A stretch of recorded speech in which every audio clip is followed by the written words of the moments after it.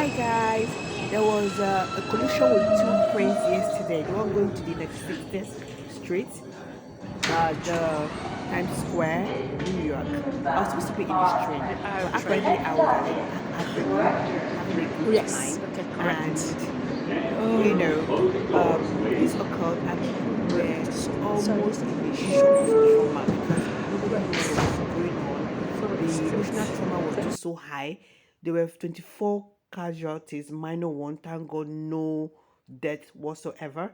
They're yet to identify what made the two trains to derail and collide. This happened yesterday, so we're going to get the results this morning. No one this morning. No wonder when I was going back, there was so much confusion at the subway. We're not supposed to take the 123 light The before Arab passing train. out to The Arab train. wow, Jesus. Anyways, I hope you love this video. Subscribe, share, and